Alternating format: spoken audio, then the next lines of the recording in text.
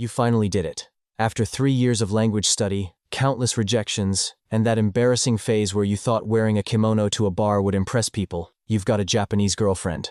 Her name is Yuki. She's perfect. She laughs at your jokes even when you botch the punchline in Japanese. She doesn't mind that you still can't use chopsticks properly. She introduced you to her friends without that look of apology you've seen other foreign guys get. You think you've made it. You have no idea what you've actually signed up for. The first month is a dream. You're doing everything you imagined. Weekend trips to temples in Kyoto. Late-night ramen runs in Shibuya.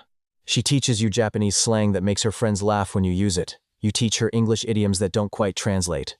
When she holds your hand in public, you feel like you've won some unspoken contest against every other foreigner in Tokyo who's still swiping through dating apps at 2 a.m. Then you meet her parents. She mentions it casually over coffee in Shinjuku. My parents want to meet you this weekend. Is that okay? Of course it's okay. You've watched enough anime to know this is a big step. You buy a nice shirt. You practice your formal Japanese greetings. You even watch a YouTube video about proper gift-giving etiquette. You show up at their house in Yokohama with a carefully selected box of expensive sweets from a department store, wrapped so perfectly you're afraid to touch it. Her father opens the door. He's shorter than you expected, wearing a cardigan and slippers, but his expression has the warmth of a tax audit. He looks you up and down with the kind of assessment usually reserved for used cars. Ah, he says. Just that. Ah, like you've confirmed something he already suspected. You bow. Too deeply, probably. He doesn't bow back, just turns and walks inside, leaving you standing in the doorway wondering if you're supposed to follow. Yuki appears, apologetic smile already in place. He's just surprised. She whispers. He'll warm up. You've been in Japan long enough to know what just surprised means. It means he hates this, hates you, and is currently reconsidering his entire lineage.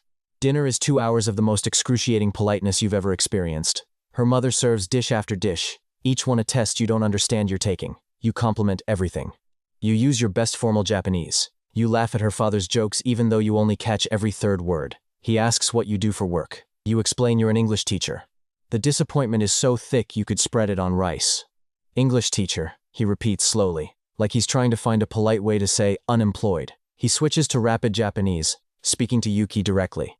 You catch maybe 30%. Something about stability, something about future, something about these foreigners, as if you're not sitting right there. Yuki's responses get shorter. Her smile gets tighter. You sit there eating pickled vegetables and realizing this isn't a getting to know you dinner. This is a intervention. The train ride home is quiet. She's staring at her phone. You're staring at the reflection in the window, watching Tokyo blur past. Finally, you ask the question you've been avoiding. He doesn't approve, does he? She doesn't answer immediately. When she does, her voice is small. He thinks you're not serious, that you're just experiencing Japan. Like it's temporary. But I live here. I have a visa. I'm learning the language. You're an English teacher, she says, and the way she says it, you realize this matters more than you understood. In Japan, English teachers are a category, a temporary category. People who are here but not really here. Tourists with longer visas. You want to argue. Want to explain your plans, your commitment, your genuine love for this country and for her. But you're starting to understand that none of that matters because you've been categorized, and categories in Japan are borders that don't move easily. Month 3 brings the first real cracks. She starts suggesting you study for the JLPT N1, the highest level of the Japanese language proficiency test. It would show you're serious, she says. You're currently at N3. Maybe N2 on a good day. N1 requires knowing thousands of kanji, understanding business-level Japanese, reading novels without a dictionary. It takes years of dedicated study. I'm working on it, you say. My father asked if you passed N1 yet. I had to tell him no. Yuki, we've been dating for 3 months. I know, but he's comparing you to. She trails off. To who? To Japanese guys. To the guys I dated before. They all had stable jobs by our age. They were thinking about buying apartments, not renting. They had career paths. You're 28. You have a career path. It's just not a Japanese career path. It's not a salaryman trajectory that ends with a company grave and a pension. You tried explaining this once. She nodded, but her eyes were somewhere else. The expectations start accumulating like debt. Learn more kanji. Dress more professionally. Stop saying yabai so much. It sounds childish. Her friends are nice to your face, but you've caught the looks they exchange when you mispronounce something. The ones that say, I can't believe she's with a foreigner. Not with judgment exactly. With pity. like she's settling. You start noticing things you didn't before. The way she code switches around her Japanese friends, becoming someone slightly different, more reserved, laughing differently. You barely exist in those conversations. You're the foreign boyfriend accessory she has to explain and apologize for in the same breath. It's fine, she says when you bring it up. They're just not used to it. Not used to what? Me? Not used to this. Us. It's still rare, you know. Japanese girls with foreign guys. People have opinions.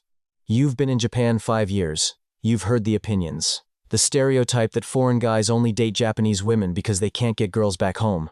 That Japanese women who date foreigners are easy, or white worshippers, or damaged somehow. You thought Yuki was different, that she was above caring about those opinions. But she's not different. She's just better at hiding that she cares. Month 6 is when you meet her friends properly. Not the casual acquaintances she introduced you to early on, her real friends. The core group she's known since university. They meet at an izakaya in Nakameguro, and you can feel the judgment before you even sit down. The conversation is in Japanese, fast Japanese, university friend Japanese full of inside jokes and cultural references you're missing.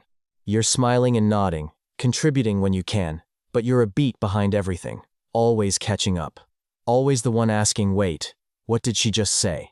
One of her friends, Takeshi, is particularly cold. He's a consultant at some prestigious firm, wearing a suit that costs more than your monthly rent.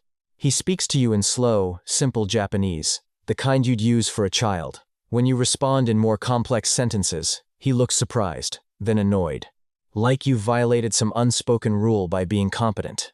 Later, Yuki admits Takeshi used to like her. In university, nothing happened, but he's protective. He's an asshole. He's concerned, he thinks. She stops. He thinks what? He thinks you're using me to stay in Japan, for a visa or something. The accusation lands like a slap. That's insane. I had a visa before I met you. I know. I told him that. But it's what people think sometimes. About foreign guys with Japanese girlfriends. That it's transactional. You want to scream that loving someone isn't a transaction. That you're not some visa-chasing foreigner using her as a ticket to permanent residency. But the accusation exists now. It's been voiced. And you realize that somewhere in Yuki's mind, she's wondered this too. Maybe not consciously.